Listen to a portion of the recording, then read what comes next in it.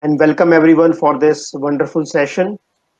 Today, we are going to talk about and discuss various aspects with the focus of cloud. So, what does cloud mean to us? What is the future of cloud, and how does it impact specifically in terms of IoT, edge computing, 5G, and other technologies? To have this discussion today with me, we have our panelist, Mr. Sudhir. Mr. Sudhir is an executive director with the Ministry of Ports, Shipping and Waterways. He has around 25 years of experience in the IT industry across varied sectors ranging from NBFC to construction and transportation. His area of expertise include multi-site projects, ERP, large-scale IT transformation programs, port community systems, etc. And he has done many of these programs. He also has international experience in UK, Germany, and USA. And welcome on board, Mr. Sudhir. Next, we have Ms. Rashri Rao. Ms. Rashri is head of AI and Innovation Hub and Partnership and Ecosystems at Rolls-Royce. She is a globally acclaimed industry thought leader, visionary, advisor, principal consultant, and mentor to a lot of startups in artificial intelligence, cloud computing, data analytics, IoT, blockchains, etc. She has been in the corporate industry for 20 years and has been recognized by Thinkers 360 as one of the top 50 global thought leaders and influencer in emerging technologies. She is featured in three AI list of AI and analytics leaders to watch out in 2021, and she has been recognized again by Thinkers 260 as one of the top 100 women B2B global thought leaders to follow in 2021. So once again, welcome on board, ma'am. Uh, Next, we have Mr. Prasad. Mr. Prasad is an executive director with Railtel Corporation of India. He heads the business and IT operations of Railtel Corporation in the southern India, spread across states like Telangana, AP, Karnataka, Kerala, South Maharashtra, Tamil Nadu. He brings significant experience in IT and has delivered several critical programs for government of India, largely in railway institutions, telecommunication engineers, and various CIO forums. He has vast experience in telecommunication systems, digital technologies, railway signaling, and power sector. Under his leadership, the Southern region business has achieved phenomenal growth and success in revenue and profits year on year, and he's responsible for designing and constructing Railtel Hyderabad data center infrastructure, which is a tier 3 design facility and was completed in March 2017. He led the team for setting up the data center and cloud community of Indian Railways and is part of the core team of Digital India initiative to deploy one of the largest public Wi-Fi network across the country.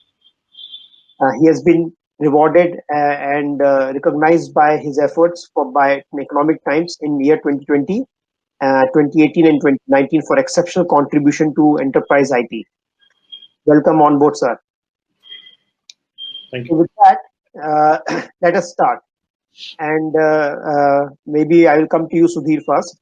So, how do you think the technologies like edge computing can help industries like ports and other similar infra-heavy setups in India? How can they help us provide better analysis, more safety, and real-time solutions? Yeah, thank you, everyone, and good afternoon to all the esteemed panel members, organizers, and distinguished participants of this session. See, future is all about a connected world. Technology, cloud storage, AI, innovations will provide the answers. Now I'll talk about ports and advantages of edge computing, specific for port sector because I come from that sector. See, the port plays it's like a vital role in the economy of a nation. There are 13 major ports with 7,000-kilometer coastline, and 70% of cargo shipment are through sea, and 90% by volume. Efficiency in ports directly contribute to GDP. there are 27 touch points when you send consignment by shipping lines. We implemented PCS 1X to connect all these port specific stakeholders. And it's everything on cloud for scalability, for API integration, incorporated mobile app. These are all the special features keeping up with the current times. See, cost saving through automation and paperless operation is a need of the hour. This also improves productivity and effective planning, resulting into customer delight. PCX 1X is an award-winning system, and we received Digital India Award from Honorable President of India. See, port is like a township. It's like an ecosystem, multiple stakeholders exchanging documents. Now everything is online, and the system is hosted on cloud. Now, when we talk about edge computing, so this is a method to improving data processing in cloud-based computing systems by getting closer to the source of data or source of the location. In infrastructure-heavy setups like ports, the multiple legacy system, multiple stakeholders, they are exchanging documents like from port to customs to shipping agents to the transporters. So several stakeholders and innumerable real-time transactions. So edge computing will definitely will improve performance. See, in information technology, sensors, controllers, everything is, we have installed many sensors to check whether how we can improve the birthing time. So for us, birthing time is a kind of a key. If we save birthing time by one hour, it's like minimum $80,000, and we'll find this amount is quite big, but that's a cascading, kind of saving. Just 1 hour of saving time. So today's requirement is real-time data analysis, enhanced application performance, and lower operating cost. So this is something what we want to achieve with edge computing. Thank you, Mr. Sudhir. Ms. Rajshri, over to you. And you come from an automotive background, right? So, and the talk on automotive background is all about connected car, electric vehicles, etc. What role do you see of emerging technologies across cloud, data analytics, edge computing, etc. in your industry, and how has it already changed it? Okay, just to clarify, Rolls-Royce is in, aviation. We are a aerospace engine manufacturing organization, and for automotive, so Rolls-Royce has licensed out the auto manufacturing to BMW. But yes, I have worked in the automotive background as well.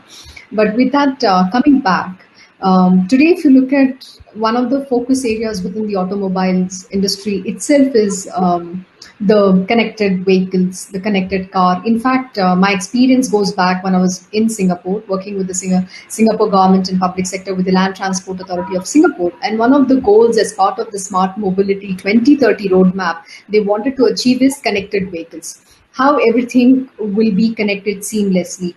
And for that today, this whole transformation is based on cloud solution, which can enhance at every stage of the automotive value chain.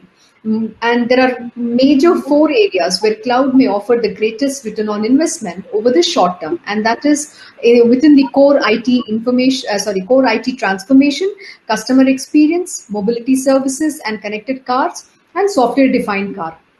Now, these are the major areas. Now, I say that simply because I will take Singapore as an example because I've worked on that project quite hands-on. So one of the focus that they had was how do they, go gantry-less, and what they were doing is they would install an OBU, that is onboarding unit, in every car, every vehicle, and which means it's going to get integrated, and they will know at all given point in time where the vehicle is, what is happening, and also the data is being collected. So with so much of data, the volume of data that's growing in today with the concept of connected vehicle and how having an integrated system, it's humongous, but not necessary that we grow our storage, because that itself has its own disadvantages. So can they do the analysis at an edge level, at a device level, before some of the data, which is only the relevant data, the analysis be done at a cloud level. So that is the concept we were talking, because in terms of the growing need of data center, especially thanks to COVID-19. The amount of data that we have been collecting is phenomenal, because everybody is today, are working from home. They have multiple devices, and this has also given rise to the internet of behavior, where everybody is tracking what we are doing. The computer, every device is actually learning you, which means so much more data available. And that, not necessarily we need to store everything in the data center, because data center challenges are also growing phenomenally simultaneously. So the combination of edge computing, the edge analytics, or kind of doing edge computing, and with a blend of cloud, is what we are going to evolve into. And yes, automotive industry is way ahead of the game. Thank you. Thank you. And I see our panel member, Mr. Ravinder, has joined. So let me just introduce Mr. Ravinder to everyone, and then I'll continue with the panel discussion. So, Mr. Ravinder, welcome on board. And to our audience benefit, Mr. Ravinder is an investor in deep tech and science area. He has multiple feathers on his hat, has several achievements.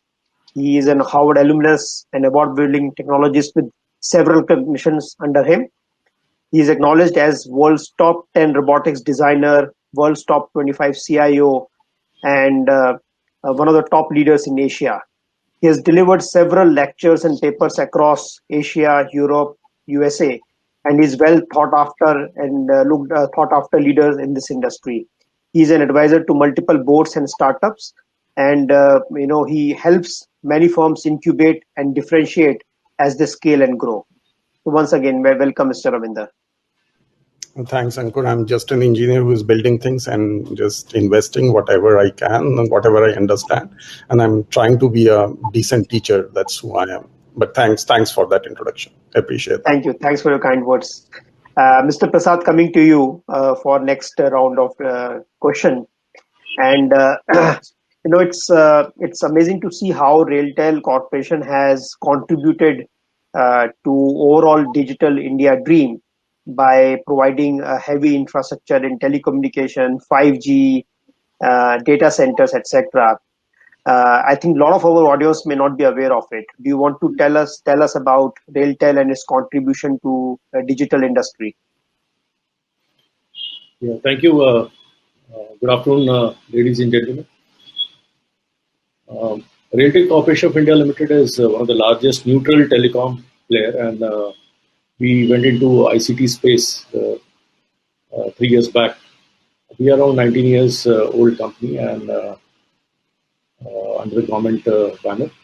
And recently, we went with our IPO, which was oversubscribed 42 times across various institutional investors and retail investors. So RailTel Corporation has close to 60,000 kilometers of optical fiber network along the railway track in the railway boundary, using the railways right of way. We have close to 30,000 kilometers of fiber in various cities, tier 1, tier 2, tier 3 cities. And on this, we have built our DWDM network. And on top of that, we have the MPLS layer. So MPLS is a multi-protocol label switching, which is much more secure and offers QoS, quality of service, which is you don't find in internet services. Internet is always best for delivery, and you find a lot of congestion. There are challenges about the quality, the latency, and the throughput. So in MPLS, you can guarantee throughput, you can guarantee latency. So we offer gold, silver, and bronze services on MPLS. And it's more secure because you don't have the problem of IP spoofing and other those vulnerabilities which are affected in a TCP/IP type of communication. RailTel, as one of the largest public Wi-Fi network in the country, we have close to 6,000 railway stations which are provided Wi-Fi services.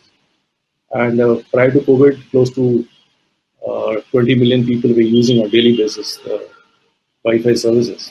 So the services were free initial. Now we are trying to monetize it so that we can meet the operation cost. And the first 30 minutes is free to public, and after that it is chargeable. RailTel has its own cloud offering, Our cloud services are mighty and pallet, and we offer services across various sectors of the economy.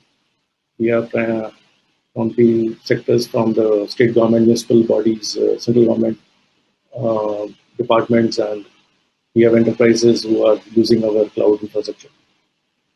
We built this cloud infrastructure on a software-defined data center architecture, and in 2000, just before COVID, 2019, and right from the concept to the completion, we did this entire thing in a span of 6 months. We have adding edge cloud at 5 locations to support. The idea of edge cloud is to basically take the compute where the data is generated, rather than bringing the data to a central cloud infrastructure. As Rashi also pointed out, in case of autonomous car and all, you really require that the latencies have to be sub-milliseconds. Because the decision making has to be quite fast. You cannot wait for data to be processed and again sent back to the device. So IoT, we for the basically to the opportunity coming from the IoT and to serve the IoT market, especially in the industrial IoT segment, we launched this edge cloud built on a smart row solution, which is more energy efficient around there's green edge data centers. So around 30 to 40% more energy efficient. You don't have to cool the entire room, you have to only cool the rack, within the rack, and the entire system is integrated. For the management of the edge cloud itself, we don't require IT folks at those sites. So entire thing, the edge cloud itself uses a lot of IoT for its own management. So that is how it has been done. And the IT resources are at the central location and then can manage remotely all of it. So you can bring the workload, migrate the workload from the edge to the cloud, and again take it back there based on the demand for the services. And we have the entire, since it's a software-defined data center, we have the entire stack where we can, the business continuity, the security can travel. Since we have done, implemented network virtualization on the network function virtualization, so we can move the security and the network along with the workload. You don't have to really configure and every time when we move the workload from one location, central cloud, the edge cloud, and vice versa. So that gives a lot of our customers as well as for our own active use. For example, we provide this also retail broadband services in partnership with the local cable TV operators. And we have small entrepreneurs, local cable TV operators in each of the states in the south, where we do a revenue share with them. And so it's like a cooperative system to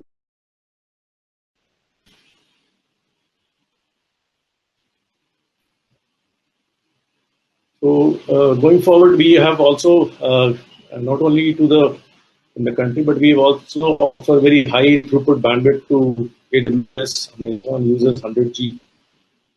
Google, we have other telcos who are using our network for connecting their own clouds or their data centers. And we have basically, we know that the static network doesn't really add much value. And today the demand is such that expectation from the public is, and also from the customers, is such that we have to go for programmable networks, and which can self-heal, self-manage. Because most of the issues in the network is, especially when a complex network, we have to bring quality of service.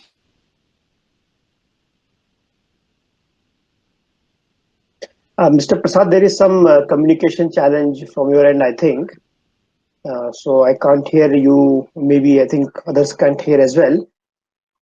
So let me continue and let me go to Mr. Ravinder, and we'll come back to you, Mr. Prasad, after some time. So Ravinder, you are in an interesting space. You are in an interesting space. You are an investor, and you must be working with several firms, and that too in deep tech and science. Now, tell us something about India's your confidence as an investor on India, Specifically, a lot of startups firms are coming in consumer space, be it e-commerce or fintech or others.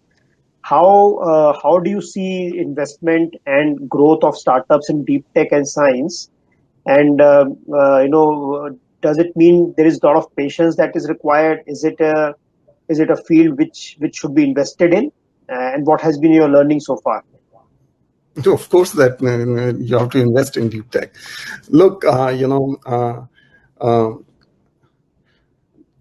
so I'll divide this into two parts. One, if the straight question is that should, as India as a nation or as a set of investors, should we invest in deep tech? Answer is yes, because that's how you build nations. You don't build nations just by creating practical use cases of inventions or innovations which have happened outside a particular nation. So that's a pretty straightforward answer. So how do you invest and where this journey starts? I always mention in my lectures there's something which is known as a valley of death. And that valley of death is a pretty common word. When you talk about deep tech innovation, that means there is a valley, and when a founder basically starts incubating a particular product. 2021, we have some exciting and engaging sessions lined. Okay, something happened. Yeah, something happened. Please continue. Okay, so when you actually do when you think about valley of death, at the start when a founder they basically are inventors or they are innovators. Okay, whether they have patent or whether they don't have a patent, their biggest challenge is to find a seed investment which can actually take them across the valley of curve. Okay, now good and bad thing about deep tech is like either your product fails, and if your product fails, well you're gone, right? So but the other thing is that if your product is successful, then it's very difficult for anyone else, irrespective of large amount of capital, to jump that value of curve which somebody has crossed and compete with you. Okay.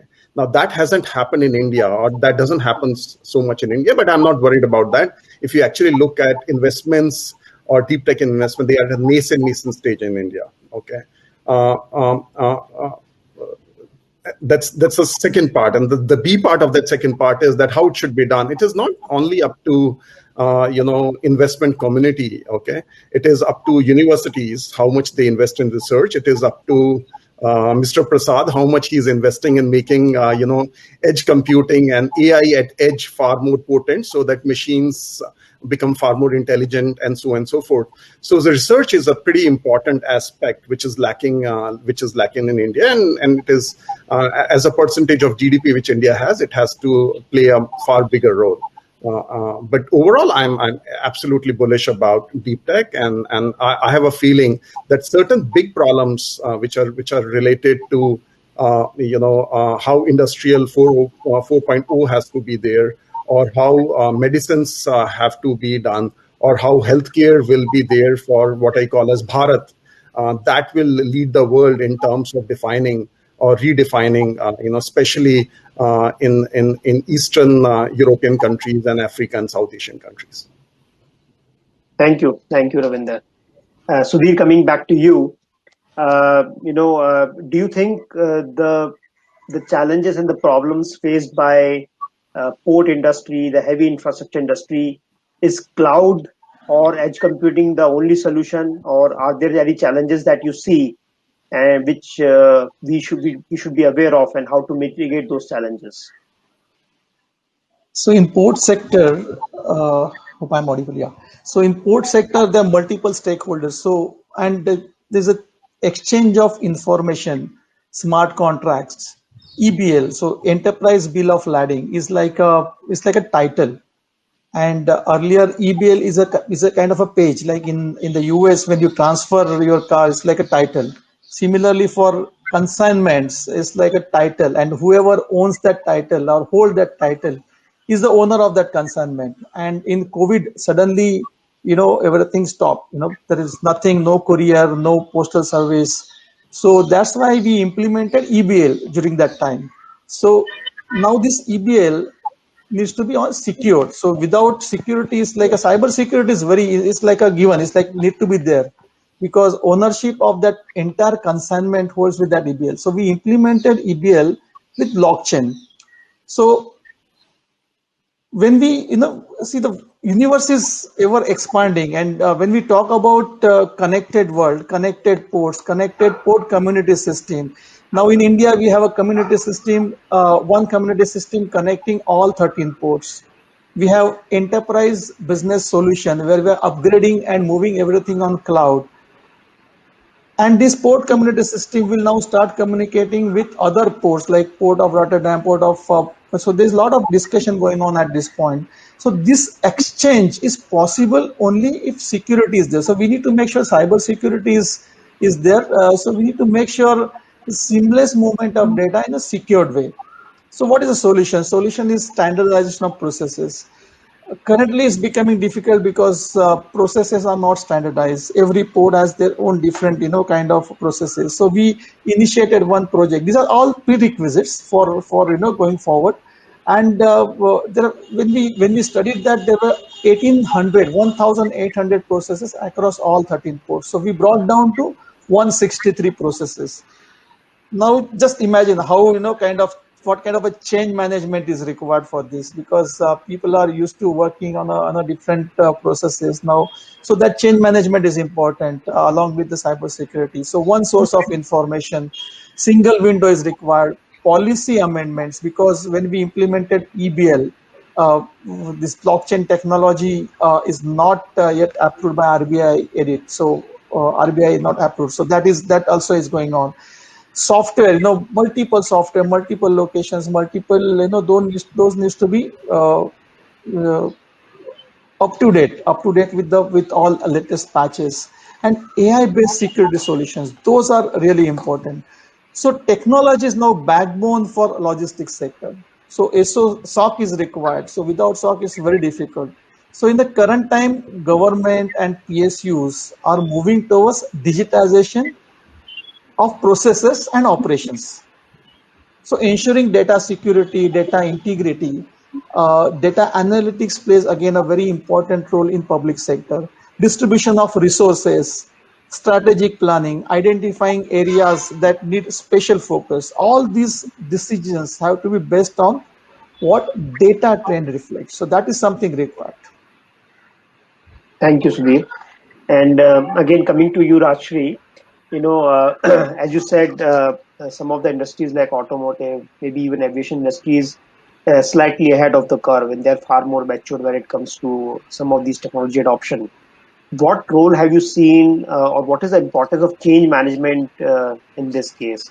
The importance of communication, strategy, or evangelizing the solutions and the new emerging technologies to the business stakeholders.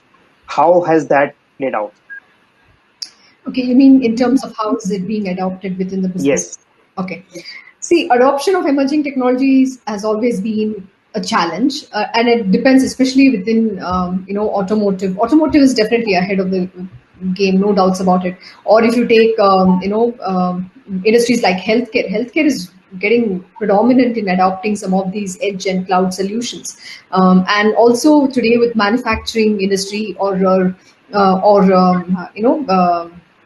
asset critical industries like oil and gas, pharmaceutical, energy, all those are gaining predominance in adapting or leveraging emerging technologies. And thanks to COVID-19, the way how the technology has been looked at in the past and how it is being looked at and how they have taken it ahead in the game, since how do we now implement these technology or leverage the technology so that we can enhance the three most important factors for every business is right now is to increase the productivity and efficiency, reduce cost and value and impact to the customers. Now, that being the case, also with COVID-19, a lot of businesses have seen a big transformation in the way how they want to now go ahead in the new normal and how do they leverage some of these technologies for them to move towards the digital transformation, which has been a resistance for a long time. Though every organization does, and they do say that, yeah, we are, we have a focus in digital transformation, but definitely change is always resisted. And if you take on the emerging technology, especially with some of the industries that I mentioned, even it could be a high-tech manufacturing organization, they do resist change because they are not sure about the security, the data security and privacy, whether their assets can be protected, or some of their, the secret sauce can be, not being exposed to some of the cyber security threats that is there. So they've always, restrained. An example also in some of the, even within Rolls-Royce, an industry like us is where we have highly customer sensitive data.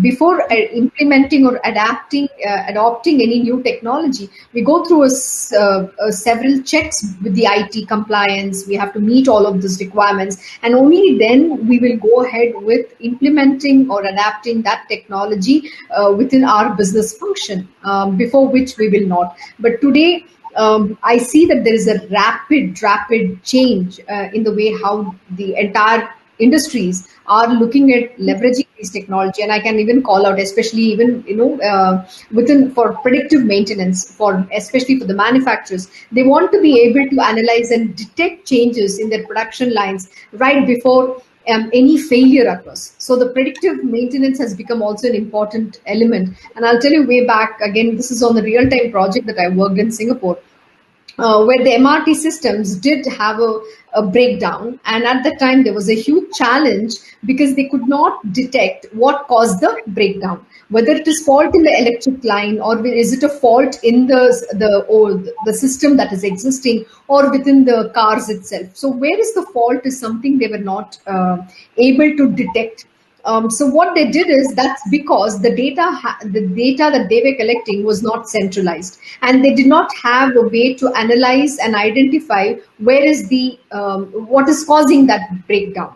So it took a while, and obviously worked on the project, though we know the problem statement or a challenge statement, but there was not enough solution implemented to solve that issue. But today, if you look at it, they have gone ahead and identified some of these challenges, some of these issues, and implemented the technology, like, getting the data where they will know before any fault happens. There is a preventive analytics where it can predict, saying that, okay, the system has an issue with this electric line or whatever that might cause the breakdown. So it's going to prevent it. So that is what they are heading at. You know why? Because they also don't want to impact or cause inconvenience by the breakdown and cause some public issues. So that was one of a very critical projects. So like that today, even if you take within some of the manufacturing plants, this is a very critical element where the predictive maintenance is playing a predominant role in ensuring that there is where they can predict if there is any failure or any issues with the system well in advance, and they can take measures to prevent it. Thank you again. Mr. Ravinder, again coming to you. You have been in the enterprise side for a long time as a CIO of Air Vistara, and now you're on the other side. What sort of collaboration do you see between research, deep tech science, and enterprise firms across different sectors, enterprise, whether it's IT enterprises or other domain enterprises like manufacturing companies, etc.? Do you see enough collaboration between corporates and the startup community, and what else do you think should be done to increase that option? Well, it depends upon the industry. I agree with Rajshri that look, in a manufacturing, specifically in automobile sector, there's a lot of things which are happening. There is less hesitation in terms of inclusivity of a startup, and basically, at least give them a chance, and give them a chance by paying them. Okay. Otherwise, the industry is filled up with people who do free proof of concept, and that is filled up. Okay, that's not going to help. So in a nutshell, the answer is well, not much. I don't think corporates are doing enough. I think they need to do much. But look, I actually, frankly, I don't look at large corporates, to be very frank. If you actually look at percentage of GDP contribution of large corporations in India, it's growing. It is becoming lesser and lesser. So it's basically small and medium enterprises, and it's basically the new startups who are becoming unicorns and who are becoming large companies. And way they think is very, very different. They basically always look for decommissioning of something, which is not giving results, bring new ones and all that stuff. And small and medium enterprise, they are actually looking for each and everything, even for, 100 rupee thing, spend, they actually look for a value. Okay, they don't go for precedents, who has done that. They're highly focused, they're highly selfish in a good way to basically find out to find out solutions. These are two aspects. The other thing which is interesting, which I see more and more happening, is this crazy energy and this craziness to grow outside of India. Okay, and Mr. Prasad, rightfully mentioned, in terms of what is happening on edge. Look, there's a good fight which is happening in terms of getting intelligence in edge. And getting deep intelligence in cloud, and once they converge, and if you actually look at most of the use cases, there are Indian companies based out of Pune, there are Indian companies based out of Chennai, there are Indian companies based out of Peenya, Indian companies based out of Faridabad/Gurgaon, and they're selling software solutions across Southeast Asia. So Southeast Asia has become kind of a test bed, extension of test bed in India, and same thing goes for healthcare. So look, to summarize it, I would like corporates, of course, to do much. They are not doing enough. There are enough reasons for that. The way they think, the political structure, the fights, the long processes, procedures, blah blah blah. But they have to change, because if you look at most GDP contribution which is happening in emerging India is actually coming from small and medium enterprise and emerging startups. Thank you, Ravinder. That's a very interesting observation, actually. And I think that also explains the focus on SMB business, not just by startups, but even a lot of large IT firms have started focusing in this sector. It's a big market now. Yeah.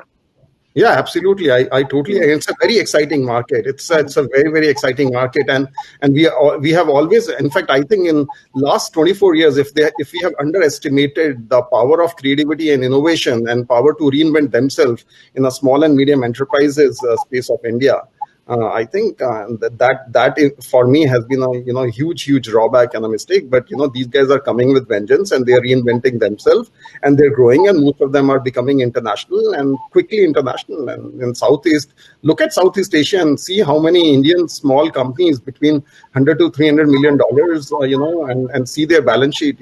Most of it actually comes from both Indian subcontinent as well as Southeast Asia, and they're doing remarkable work. All of them, most of them are on cloud, by the way. Thank you. Mr. Prasad, over to you. And, we got disrupted last time, but I think what we want to hear from you is what sort of future ambition, future projects does RailTel Corporation have under their plans? And, how does it want to play in this area, which is getting increasingly competitive by firms like NTT, NetMagic, then there are telecom firms. So how do you see RailTel playing an increasing role there?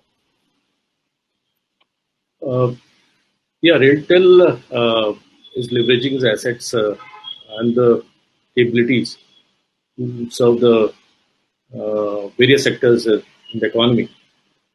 We work with all these other partners.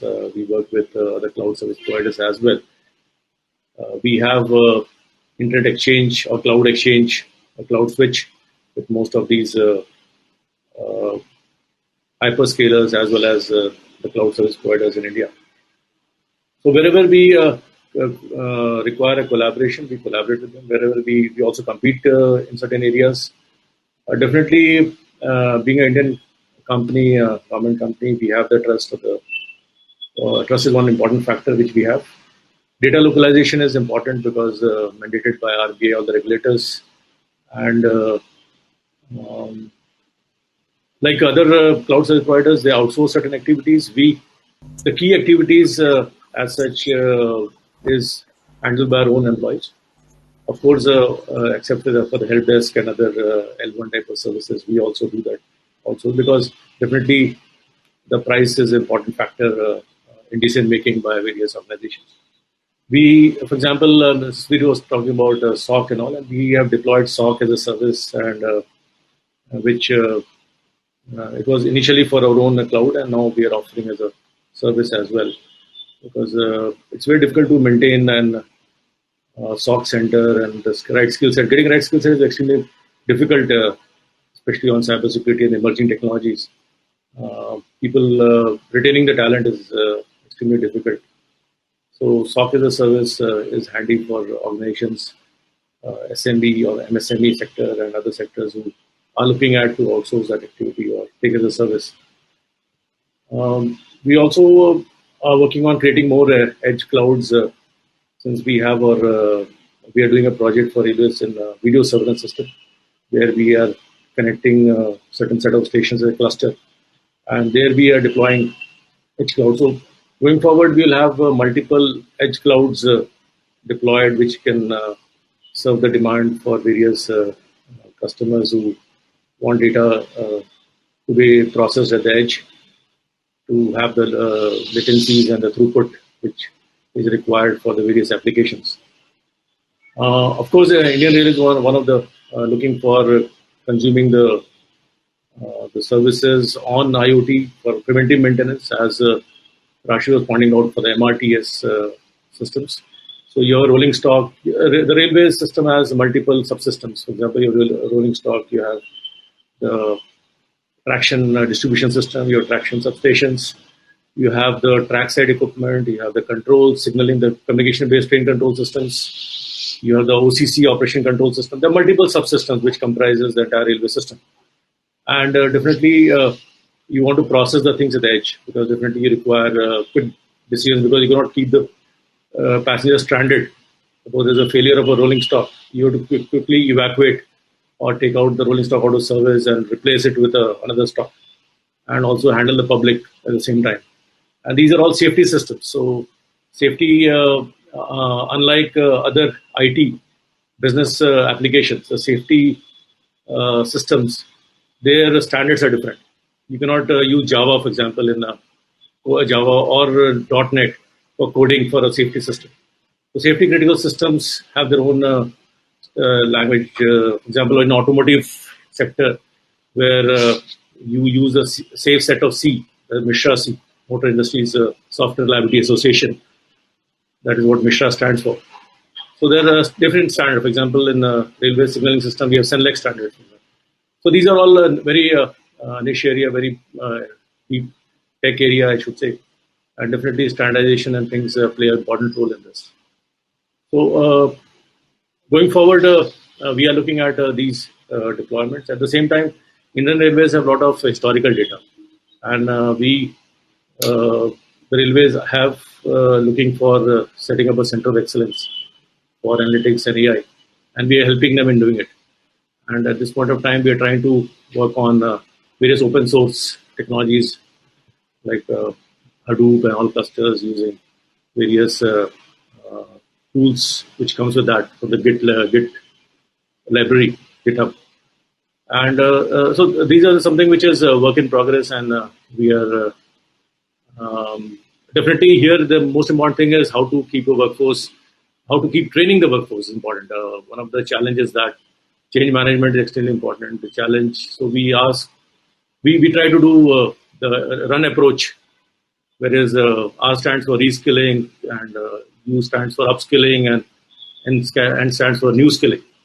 So these are something which has to build into the culture of the organization. So that is a difficult task, definitely, but we are trying to work on that, and I think hopefully that we should be able to at least, if we can, 50% also, if we are able to achieve in the next 2-3 years, to drive down within the minds of people or develop that culture, to be a big gain for the organization.